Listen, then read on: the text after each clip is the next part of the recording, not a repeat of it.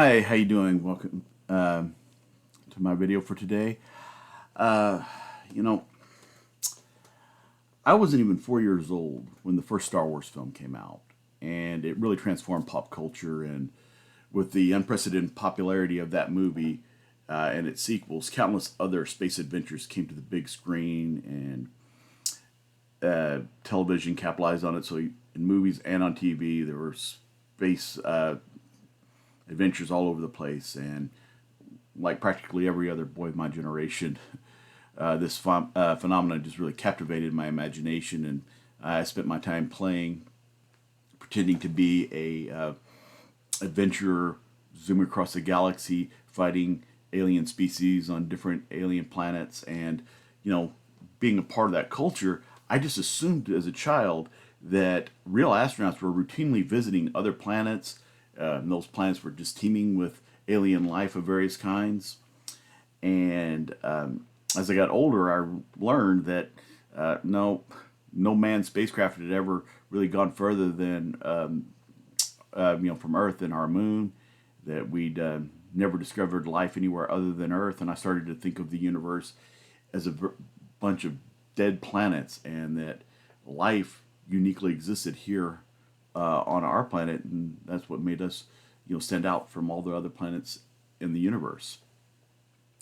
But it was actually when I became an adult, I got surprised to learn that science the scientific community actually thinks that the universe is closer to that science fiction idea I had as a child than this idea of just a bunch of floating rocks in this void.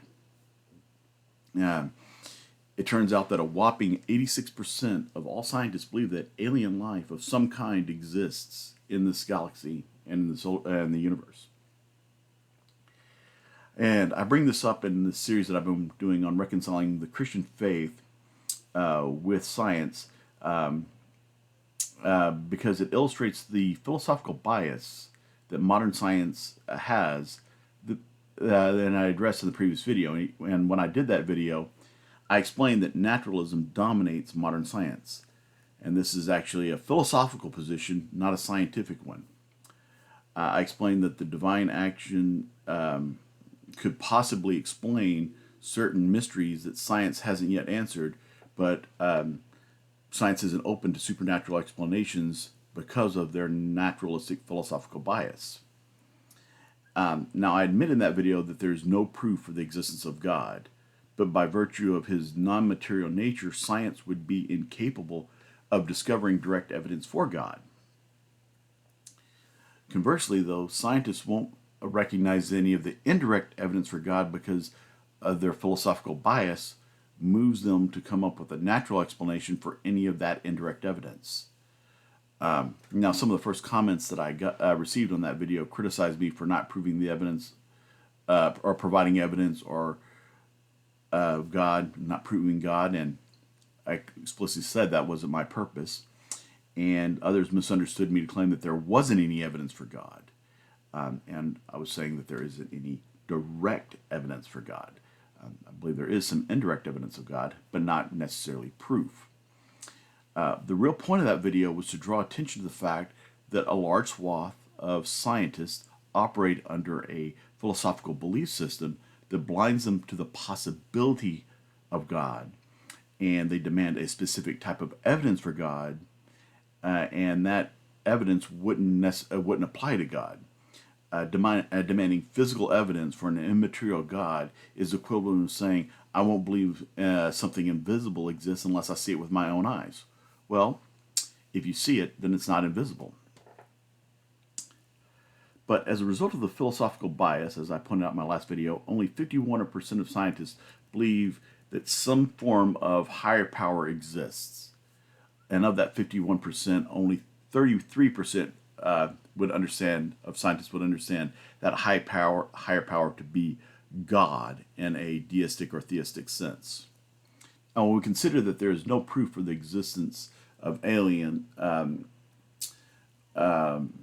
life, just as there's no proof that for the existence of God, it's curious that scientists are so much more likely to believe in aliens than they are in God. I believe this illustrates that even those who demand that all their beliefs be backed up by evidence are willing to believe something without evidence as long as it's consistent with their own worldview. So today, I want to examine the attitudes towards alien life and kind of look at what this tells us and really demonstrate why I believe that God's existence is more probable than alien life. And I'll also illustrate that the disparity between belief in aliens and belief in God is due to a philosophical bias rather than real evidence or reason. Now, I can't really discuss this topic without addressing the ancient alien theory that you'll see on certain cable news channels promoted and certain books that promote this view. So let me just get that out of the way first of all. This is a theory that postulates that extraterrestrial beings visit the Earth and that primitive human beings encountered these aliens and that they view these encounters with aliens as gods, and all the world religions can be attributed to supposed alien encounters, and that these people were just seeing gods and or seeing aliens and misinterpreting them as gods. And the ancient alien people will even point to passages of the Bible and really distort them to show that they're descriptions of close encounters with aliens. Now, I don't want to dwell here for a couple of reasons. One, I could spend hours pointing out logical problems with this theory, but also the theologian Michael Heiser, who I've mentioned before in my videos, I really love what he contributed to the world of theology and biblical studies. And he spent years engaging with the ancient alien people. And he actually gave them a honest listen. He's an actual expert in the ancient texts and languages that the proponents of this theory will try to twist to support their ideas. And Heiser does a better job refuting them than I ever could. So if you really want to look at the ancient alien stuff, I recommend you look at what Michael Heiser said about it. But also, third, I want to focus on the intersection of Christian faith and science. And the ancient alien theory is really fringe science at best and frequently strays into straight up pseudoscience. But I do want to bring it up here because it illustrates that philosophical bias that is the focus of this video, really, that underlying issue with this video. So let's think about this. According to the ancient alien theory, thousands of years ago, an advanced alien civilization comes from a distant solar system by developing interstellar travel technology. They came to Earth, they interacted with our distant ancestors, they even helped build Stonehenge, the pyramids, and all the other ancient wonders of worlds. The Earthlings encountering them determined that they were worthy of worship, even though apparently the notion of deity and religion hadn't even been a concept in civilization until these aliens appeared. And so that is the origin of all these religions. Why is this explanation any more believable than thinking that an actual deity and or other spiritual entities exist and that those spiritual beings inspired the formation of religion? Now, as I explained in my last video, scientific inquiry involves collecting evidence that and then deciding which of the possible explanations for the evidence is most likely to be true. Now, one of the standards that is used to determine what is most probable in terms of the number of, the possible explanations is that is there's a preference towards an explanation that's less ad hoc. Now, by ad hoc, you mean an explanation where you introduce an element to explain your theory that you don't really have evidence to justify that theory. So if all of a sudden you're expressing a theory and you go, well, if that were true, there would be this evidence, and then you just make up an explanation for why that evidence isn't there or what happened to that supposed evidence. That's all of a sudden becoming ad hoc. You're just making assumptions at that point. Now, scientific naturalists reject supernatural explanations as ad hoc because there's no evidence that such supernatural forces or entities exist. Now, I'll challenge that notion momentarily. But the fact is, there is no evidence for alien life either. There's certainly no proof that it ever visited Earth. Therefore, the ancient alien theory is just as ad hoc as a supernatural explanation. The ancient alien view is only more plausible than belief in God if you assume that the world is strictly natural with no spiritual beings or other supernatural elements. And again, so even though this is a fringe theory, it does show that there's a reliance on that philosophical perspective that the physical world is all there is. But let's leave ancient aliens and look at more serious science, and let's explore the belief of the strong majority of scientists that there is alien life. Now, this belief is prevalent among scientists despite the fact that there is absolutely no evidence of alien life. Scientists tend to be dubious about UFO, or now they're called UAPs, and these spottings, so they generally don't count them as evidence. There have been cases where, like, meteorites had remnants of simple organisms in there, but then there's a question over whether or not those are actual organisms, whether they entered the meteorite after it crashed to Earth and things of that nature. So they never really are decided as conclusive evidence. So in short, scientists are at a loss when it comes to evidence for alien life. The basis of their faith that alien life exists is the sheer size of the universe. And it is true that the universe is unimaginably vast. Most people really just don't have any clue of how big the universe is. And it's really hard to even get our minds around. We see the models of the solar system in our textbooks, but those are ridiculously out of scale. I actually went to a state park one time that had a scale model of the solar system there, and it was actually a half mile from the sun to Pluto. That's how big this thing was. And most of the planets were actually tiny little dots. Pluto, you could barely even see. I mean, it looked like just you stuck a pin there. I'm like, oh, there it is. So, that's just how, big the solar system is. And that's just our solar system. When you look beyond that, it gets even more mind-boggling. A few months ago, I went to a planetarium presentation at a museum, and they showed in this presentation how expansive the universe really is. And I've seen similar videos here on YouTube, which are good, and they give you some hints. But this one was really first class.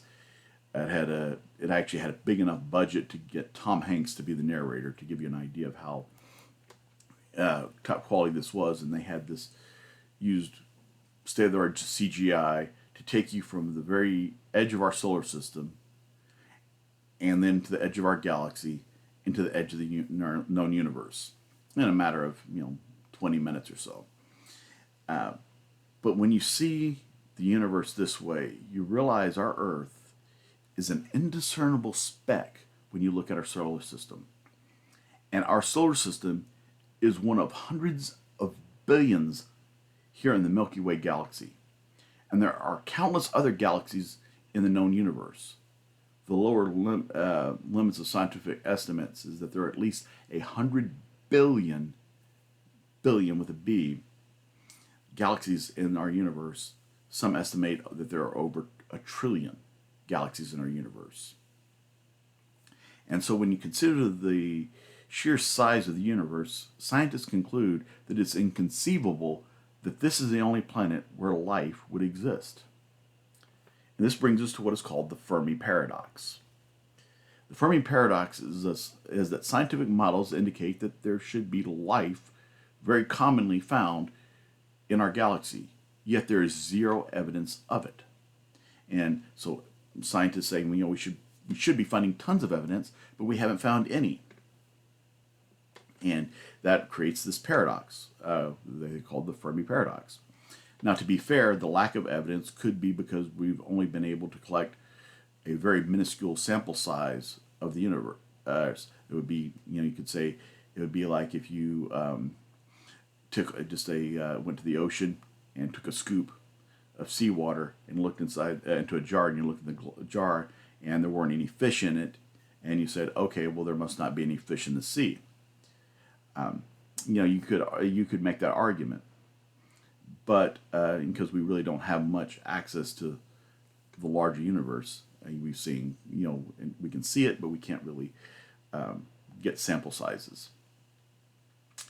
Nevertheless, the struggle of scientists to answer the Fermi paradox does point to a problem in the naturalistic understanding of the origin of life.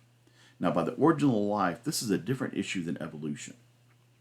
Evolution is an understanding that a series of mutations led to organisms developing into increasingly complex organisms through the process of natural selection. Now, evolution offers an explanation of how single-celled organisms could develop into all the different species that inhabit Earth today, including humans. Evolution cannot, though, explain where the first organism came from. Life must exist before it can start to evolve. Now, according to scientific understanding, when you have the right elements for life in the right conditions, then life will inevitably appear. I heard Neil deGrasse Tyson support this premise by pointing out that according to our fossil record, life emerged on Earth as soon as the Earth cooled down enough that life could exist without being burned up. He therefore concludes that we should expect to find life existing anywhere that it could potentially survive. Now, before I want to comment on his contention, I want to say that I really like Neil deGrasse Tyson. I have really tremendous respect for him. He's a brilliant person, and my understanding of science can't even come near approaching his. So I really like to listen to him discuss science, and I don't listen with the intention of debunking him. I genuinely like to listen to him to learn. But that said, there are times, as I'm listening for the sake of knowledge, that I see that my theistic perspective on the universe offers a better explanation of the facts and the evidence than his atheistic naturalism does. So let's consider the logic of his assertion that when the right ingredients come together, life will emerge. Now, imagine if I said that if you have flour, baking powder, egg, sugar, butter, and other such ingredients all together in one place, you're going to inevitably get a cake. Now, a cake's existence doesn't depend solely on the presence of the key ingredients. It requires that those ingredients be mixed together in certain proportions. Then they must be baked at a specific temperature for a specific length of time. Now, if you left all the ingredients for a cake on your kitchen counter before going to bed at night, and you wake up the next morning and there's a cake where you'd left those ingredients, you would rightly assume that someone made the cake during the night. If you concluded that the ingredients naturally formed into a cake, you'd be considered mad. Now, life is much more complicated than a cake. The basic component of life is the DNA molecule, which is not a random collection of particles, but an actual blueprint for an organism. It has the complexity and organization of language, or even, could be compared to a computer code. Now, that something as complex as DNA arose by chance is a preposterous notion. I have a friend. I was discussing this with him, and he's I'm not a scientist by training, but he is. He actually has a PhD in physics from Caltech. And after our conversation, he did some research and did his math, and he explained that the simplest known organism, he went out to find it, the simplest known organism is called JVCI Sin3A. It has 149 genes. And that means that there are over 100,000 base pairs. And according to my friend's calculations, the odds of this, even simple, extremely simple gene structure coming together by chance is a number, and it's one, and the number is impossible to think, but it's imagine one in a one followed by 60,000 zeros, and that is how unlikely it is that even the simplest known organism's DNA could come together just by chance. One in one with 60,000 zeros. Now that's a number that's impossible to understand, but to just show you just how slim the chances are. We think about the lottery being having small chances. But you literally have a greater chance of winning the Powerball 7,000 times in a row. Now, how many times do you think you could win the lottery before sparking some kind of investigation? The odds of winning twice would be suspicious. And I've heard of a couple people who do win twice. But, if you were to win 3 times in a row, there would be a certain fraud investigation. Everyone would be assuming that you had some way cheated. And, no one would believe that you were lucky enough to win 10 times. Nobody. Now, imagine the idea of winning 7,000 times in a row. That is ridiculously small chance. And that's the chances of, the simplest DNA we know coming together without some kind of guidance, that just coming together by chance. These are odds that are so infinitesimally small that they are, for all intents and purposes, impossible. Now, considering the ridiculously low odds of life coming together naturally, we would need a universe as vast as ours to have the chance of the simplest life developing on its own anywhere. And then you think about that life not only coming together, but then it developing and evolving into a complex organism that reduces the odds. And when you consider the odds that the organism would evolve into an intelligent species like humans, the odds get even worse. If we restrict ourselves to strictly naturalistic explanations, then it is a miracle that life exists at all. And that pun is intended. We should be surprised that life exists on Earth. We shouldn't be, therefore, assuming, that it must have emerged repeatedly throughout the universe. I therefore contend it's much more reasonable to assume that life is a result of some form of intelligence who designed it. I think it's much more reasonable to believe that than believe that it emerged through any type of unguided natural process.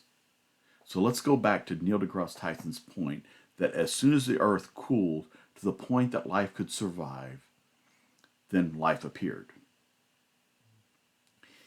Is it reasonable to conclude that Earth happened upon this obscenely unlikely emergence of life by natural means as soon as the Earth cooled? As soon as it was possible for it to happen, it happened. This, practically impossible thing happened. And therefore we should then assume that countless planets and moons all across the galaxy enjoyed the same unlikely fortune.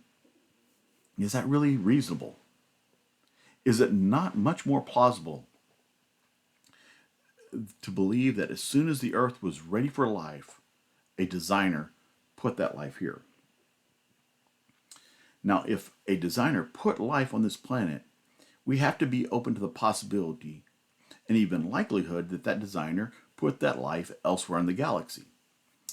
But if our existence is merely a product of the most unlikeliest of odds, then we shouldn't expect that the near impossible thing that happened here happened anywhere else. We shouldn't be really be surprised that there's no life anywhere else if it's all just by chance. Again, it's a miracle that we're here at all. Now, I've mentioned the designer. If you watch my last video, I admitted that the intelligent design theory falls short of proving the existence of God. I'm not contradicting myself now. because in that video I acknowledged that the intelligent design argument had some value, especially when it comes to questioning a naturalistic philosophical perspective. So let's talk about the idea of this designer. I contend that the most probable explanation for the existence of life is that there is an intelligent designer who's been active in the physical world to some degree or another. That's really what I've said here. To be clear, this claim does not lead to the conclusion, therefore, that God created the world in 6 days. That is far from what the evidence is supporting.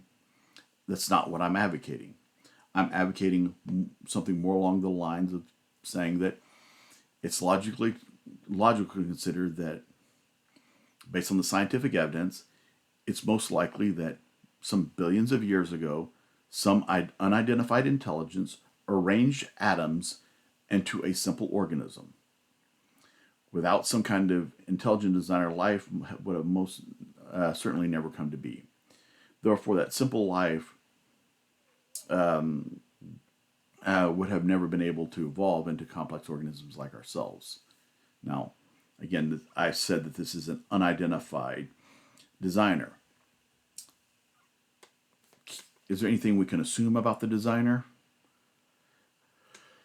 Well, first of all, the designer would have to be intelligent and possess abilities beyond our comprehension.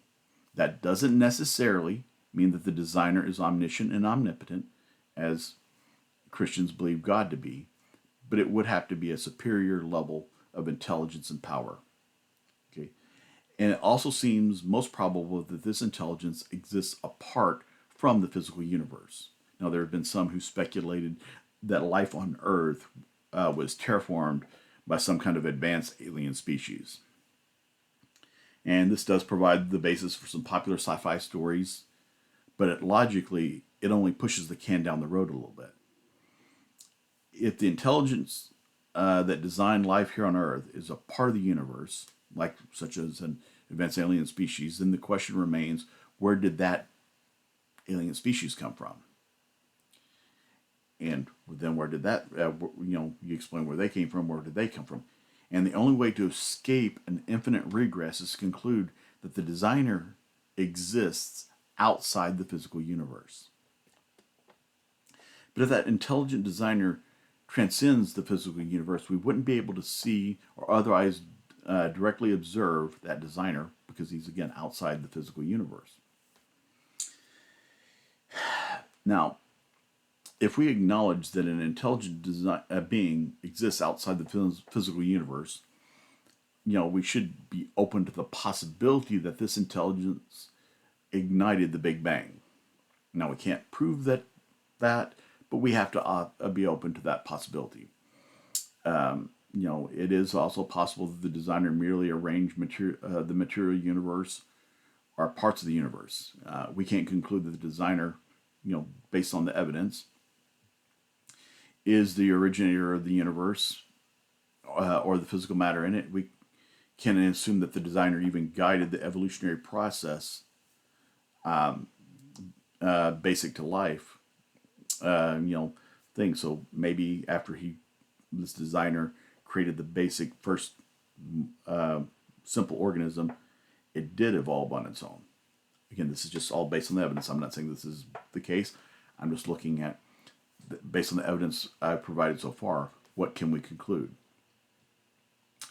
We also can't be sure we're dealing with a single intelligence. In my last video, I suggested that the design of the universe could be the result of a committee of intelligences. It's also possible that multiple intelligences are at work at different parts of the galaxy.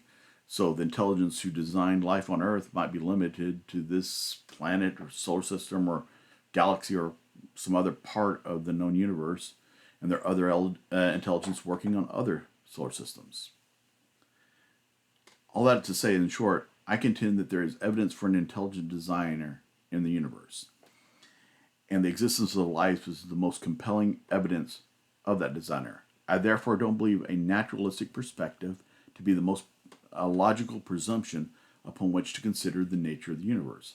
However, the evidence of a designer falls far short of demonstrating that the designer matches the theistic or even deistic understanding of God. Christian apologists often ignore the logical chasm between the evidence of a designer and their conclusions that this proves that the Judeo-Christian God is real.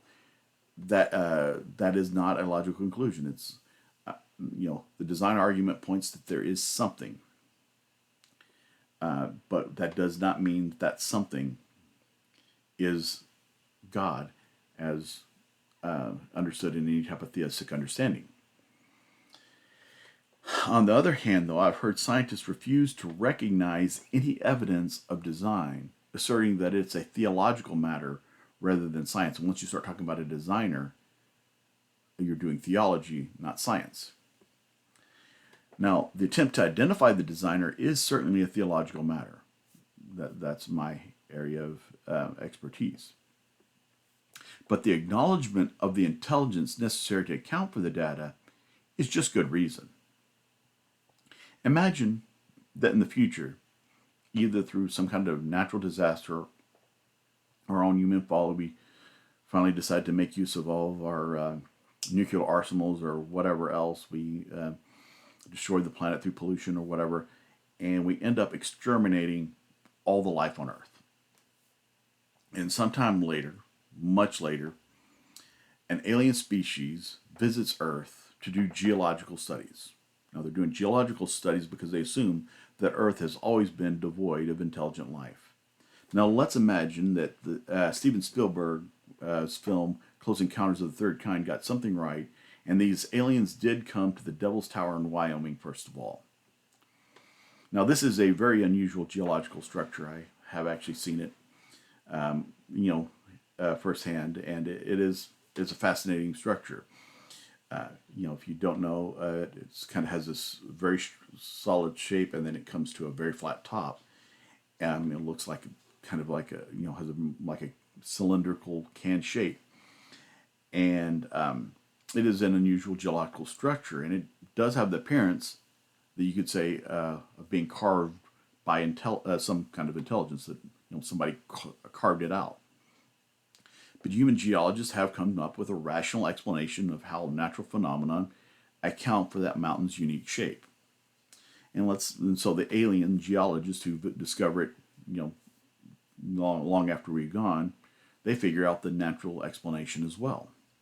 Now, just a few miles away, I was able to drive from Devil's Tower here in just a couple of hours.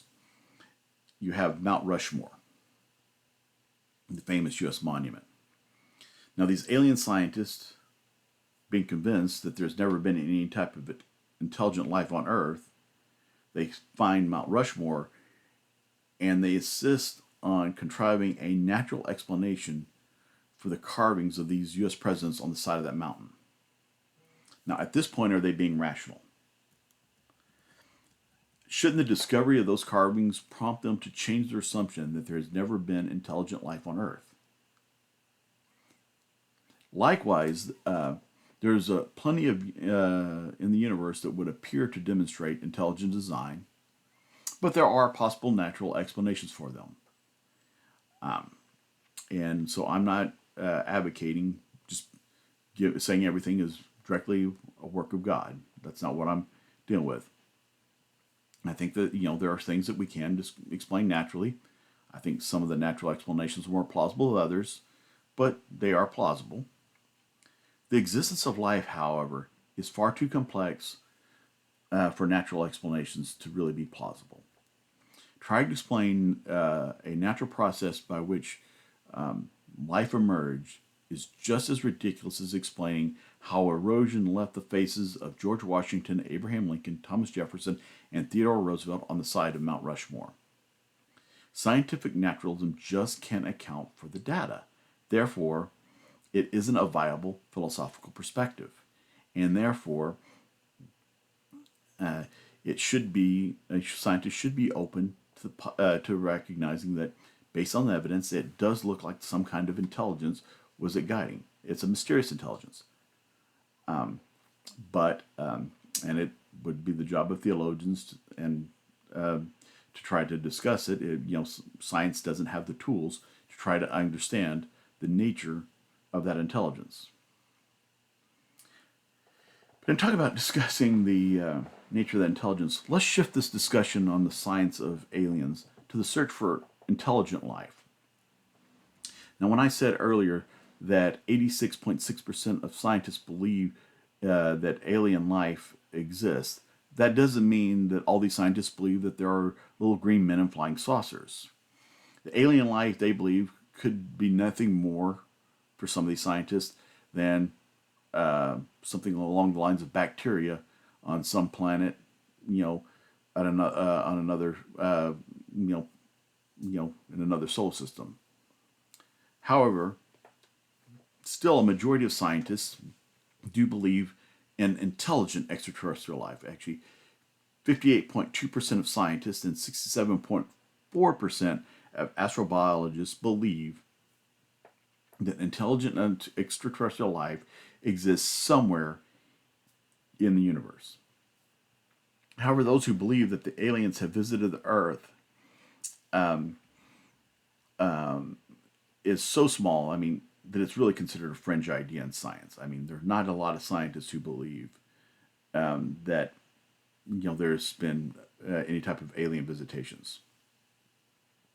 And I personally don't know whether intelligent life exists in the galaxy, but I am pretty sure they haven't visited us. That's in terms of my opinion. Though I grew up watching movies that made interstellar travel look as simple as a road trip, it's really very hard. Not only the issue of plotting and developing the propulsion systems and everything else, but when you consider how many light years away these planets are, we're talking about a trip taking decades, if not centuries, even if those aliens somehow discovered the ability to travel at the speed of light, which our own understanding of physics would say is impossible. Say they are able to travel light speed. You're talking about spending decades or centuries going from their planet to ours. Then, when you talk about then the size of the universe, as we discussed earlier, and you consider that if an alien species did manage to figure out interstellar travel and they are going to distant planets and different solar systems, how likely is it that they've stumbled upon this infinitesimal speck that we call Earth? So yeah, I think it's very unlikely that aliens are visiting us. And while there have been some really interesting UFO/UAP sightings, I don't think that alien spacecraft is the most logical explanation for them, is my personal opinion. And scientists, by and large, agree with me. Scientists aren't looking for flying saucers, and they consider it much more likely that we'll discover intelligent life through communication. And they actually use radio telescopes to transmit messages into space and then listen for responses. Now, so far they haven't heard anything. Who knows whether or not the technology of alien civilizations uses radio technology, or if or radio waves, or are they using some tech compatible with ours that would make communication possible. But scientists thinking that's our best chance of discovering intelligent life somewhere else, they've dedicated large sums of money attempting to detect one of these messages. For example, the the Allen Telescope Array. Allen Telescope Array costs $50 million to build, and its primary purpose is really to listen for radio contact from space. And since scientists believe that the best evidence for intelligent alien life that we can reasonably hope for would be to receive a message from deep space. Therefore, if there is this intelligent life across the galaxy, we can't know it unless it makes itself known to us through such types of communication. Now, I previously stated that there's, the likelihood and the evidence of a designer so strong that we can consider practically a certainty. And if there is this intelligent designer beyond our universe, we can't know much about him either, unless that designer chose to communicate to us. If we think that we want to communicate with potential alien life, we're hoping that alien life wants to communicate with us. What if we have received a message from the designer? And this brings me to the Bible, which does purport to be a collection of messages from that designer. Now, the question is whether or not we can or should believe that claim from the Bible. When you can insist that there is no God, and you take this naturalistic, philosophy, and determine everything can, be explained naturally, and therefore there is no possibility of a God, the idea that the Bible could be a message from God becomes absurd. But once you acknowledge the possibility, if not likelihood, that some form of higher power exists, the likelihood of that higher power communicating with us becomes a very real possibility, and the Bible's claims to be from God become much more plausible. Now, there is no proof that the Bible has a divine origin, nor should we really expect there to be proof. Because if you read the Bible, it's clear that faith is a fundamental concern for God. Its importance and centrality of faith as being such an important and central point is just reiterated over and over again throughout the Bible.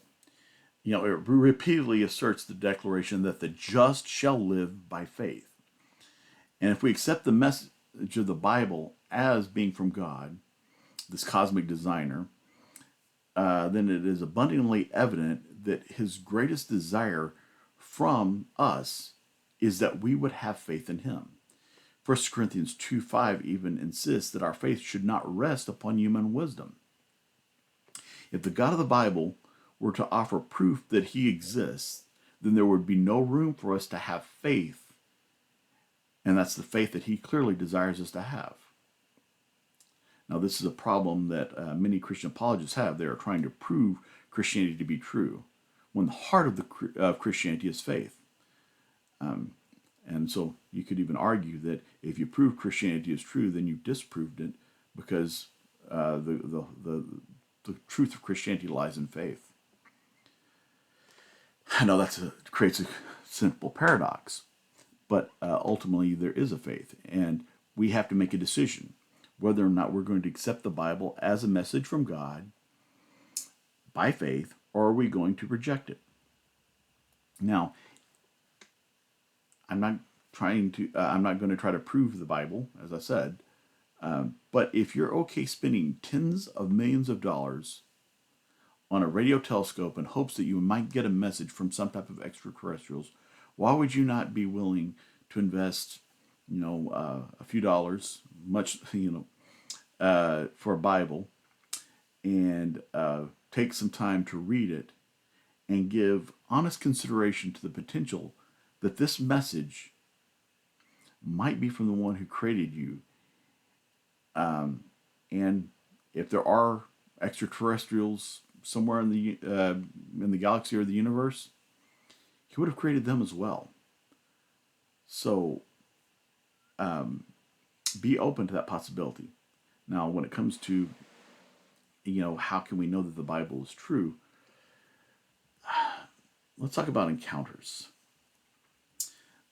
Now, when it comes to alien studies, one of the most dubious points is this whole issue of close encounters, especially like when it gets to the point of third and fourth kind encounters, where you're talking about actually abductions.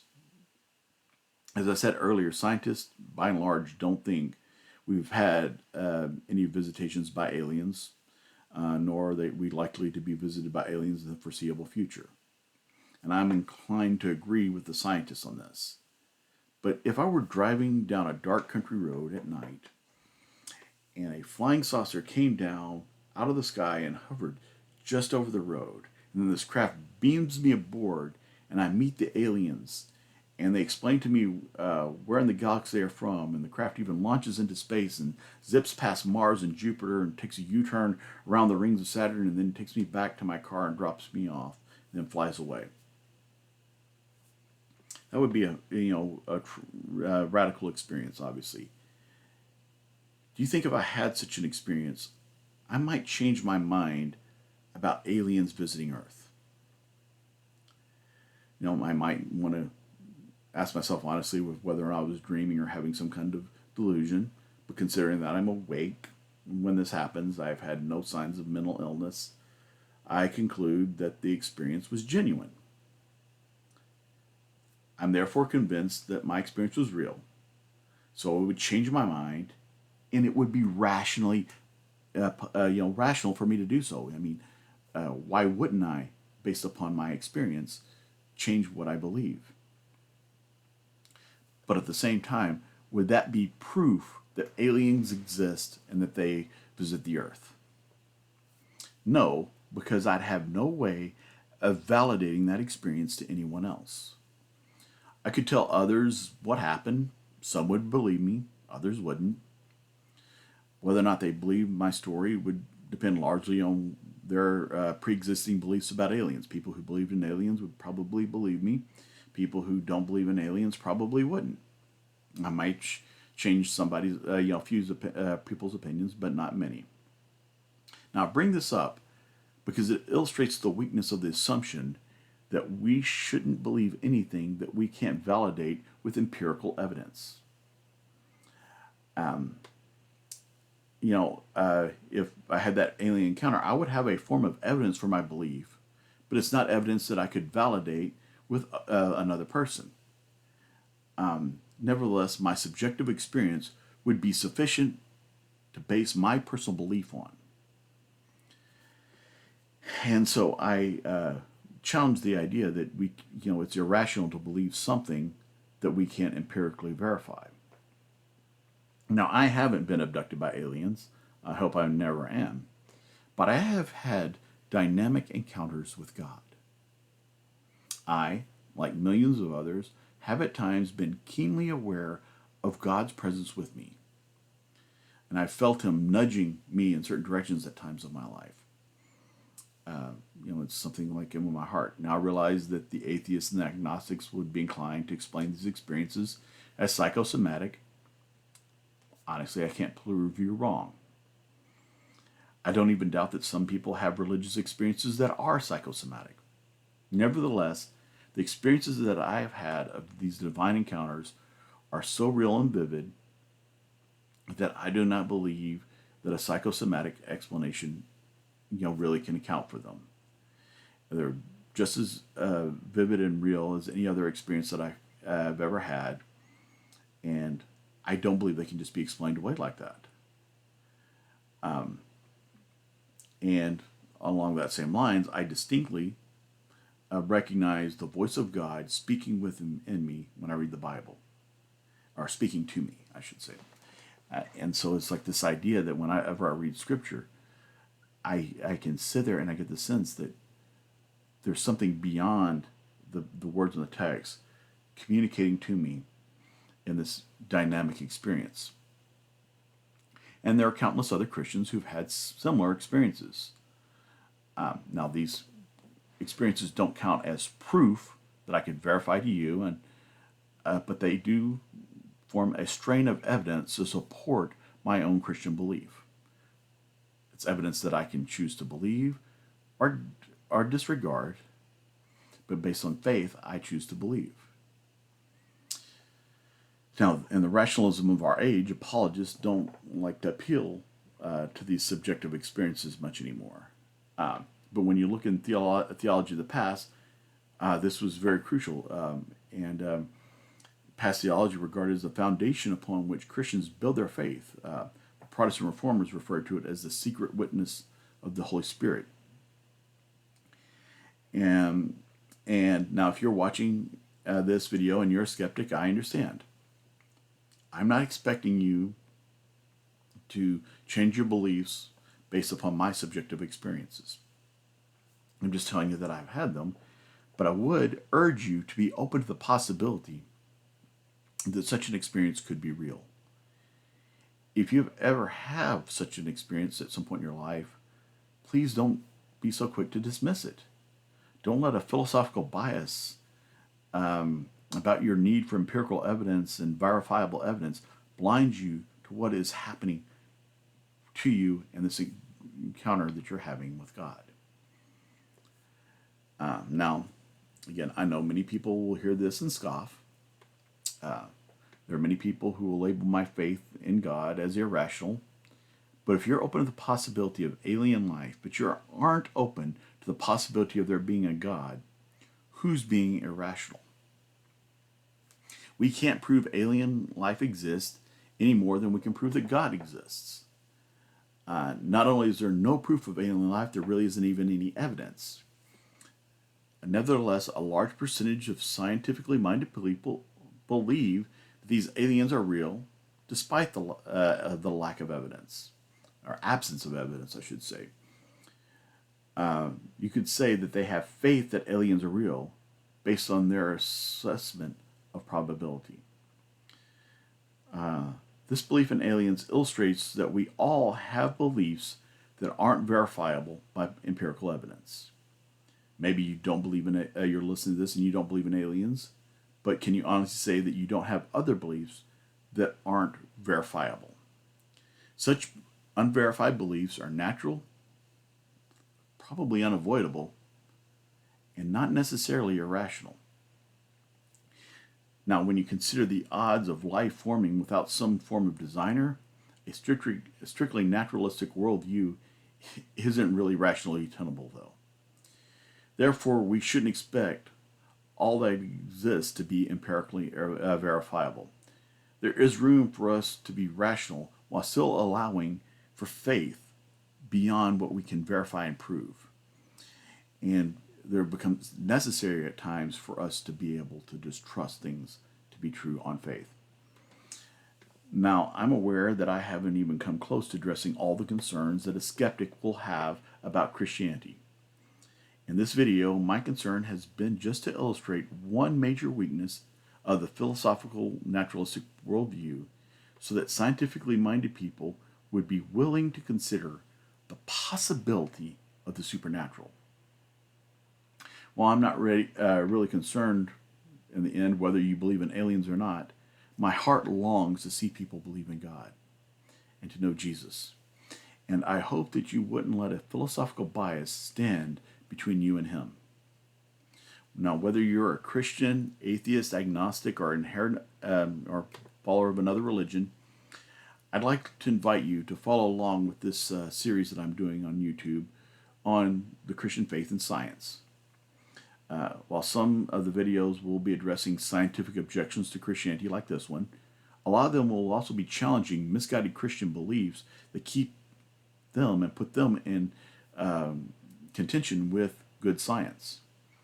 Now, I know there are a lot of Christians out there on YouTube trying to defend these really anti-scientific ideas, but I'm not that kind of Christian.